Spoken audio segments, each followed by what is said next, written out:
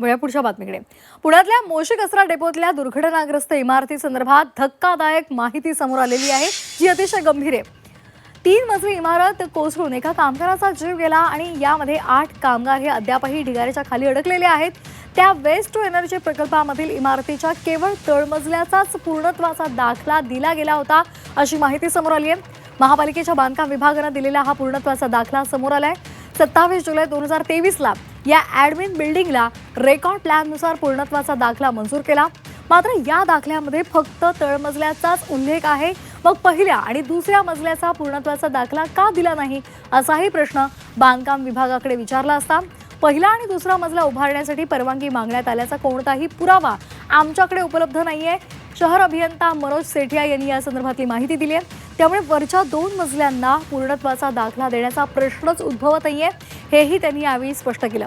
आश्चर्याची बाब म्हणजे पालिकेच्या पर्यावरण विभागानं 26 जुलैला सुधारित बांधकामासाठी परवानगी मागितली आणि त्यासाठी 24 तासांमध्येच म्हणजे 27 जुलैला पूर्णत्वाचा दाखला देण्याची तत्परता पालिकेच्या बांधकाम विभागानं दाखवली. म्हणजे 3 मजली इमारतीची पाहणी न करताच बांधकाम विभागानं पूर्णत्वाचा दाखला दिला का, असाही प्रश्न निर्माण झालाय. या संदर्भात झी 24 तासनं काही सवाल उपस्थित केलेत, आपण पाहूयात. इमारतीचे वरचे 2 मजले मग कसे उभे राहिले? कुणाच्या परवानगीने हे 2 मजले उभारले गेले? पूर्णत्वाचा दाखला नसताना कॅन्टीन, कॉन्फरन्स रूम कशी सुरू केली? त्या जागेवर कामगारांना काम करण्याची परवानगी कुणी दिली? हे प्रश्न झी 24 तासनं उपस्थित केले. याचा आढावा घेतला आमचे प्रतिनिधी कैलास पुरी यांनी, पाहूयात.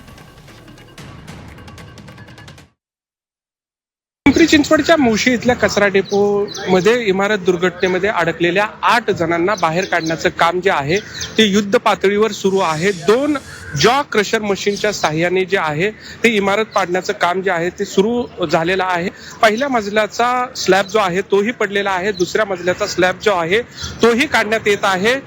आजूबाजूचा कचरा जो आहे त्याही काढण्याचं काम सुरू जे आहे युद्ध पातळीवर सुरू आहे. या दुर्घटनेमध्ये एकूण 23 जण इमारतीमध्ये अडकलेले होते. त्यातले 14 जण सुखरूप जे आहेत त्यांना बाहेर काढण्यात यश आलं. 14 जणांमधले 5 जण जे आहेत ते स्वतःहून बाहेर आलेले होते. 9 जण अडकलेले होते. त्यातल्या 8 जण जे आहेत ते अजून अडकलेले आहेत. एकाचा मृत्यू झालेला आहे. त्याचा मृतदेह जो आहे तो बाहेर काढण्यात आलेला आहे. मात्र या सर्व घटनांमध्ये एक धक्कादायक माहिती जी आहे ती समोर आलेली आहे.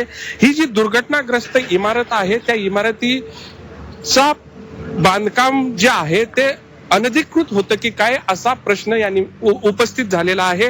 कारण या इमारतीच्या केवळ तळमजल्याला बांधकाम विभागाने परवानगी दिलेली होती.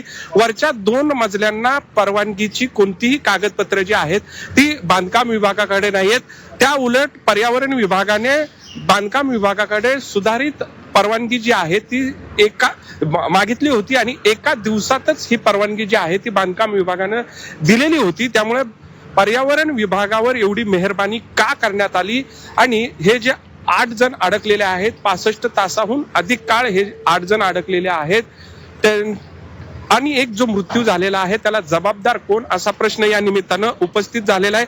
वास्तविक पाहता महापालिकेचे आयुक्त विजय सूर्यवंशी सुरुवातीपासूनच ही जी घटना आहे ती नैसर्गिक आपत्ती आहे असं म्हणत होते. कुणावर गुन्हा दाखल करण्याची गरज नाही असंही म्हणत होते.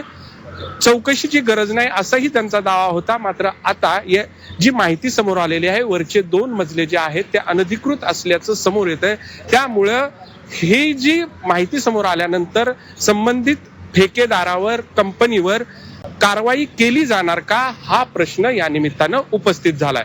कैलासपुरी, झी मीडिया, पिंपरी चिंचवड. तर केवळ तळमजल्यालाच पूर्णत्वाचा दाखला दिला गेला होता. उरले जे पहिल्या आणि दुसरा जो मजला आहे त्या संदर्भात पूर्णत्वाचा दाखलाच दिला नव्हता, असंही स्पष्ट झालेलं आहे. या संदर्भात रोहित पवारांनी काय म्हटलं आपण पाहूयात. एक तर कॉन्ट्रॅक्टर हा जबाबदार आहे. जे आम्हाला कळालं आहे की 20 मीटरपर्यंतच ती हाईट ठेवायची होती त्या कचरा डेपोची, पण या कॉन्ट्रॅक्टरने 30 मीटरपेक्षा जास्त तिथं कचरा भरला आणि त्याच्याचबरोबर ही बिल्डिंग बांधण्याच्या बाबतीतसुद्धा ज्या परमिशन होत्या त्याच्यापेक्षा पुढे जाऊन काही गोष्टी तिथं बांधण्यात आल्या होत्या.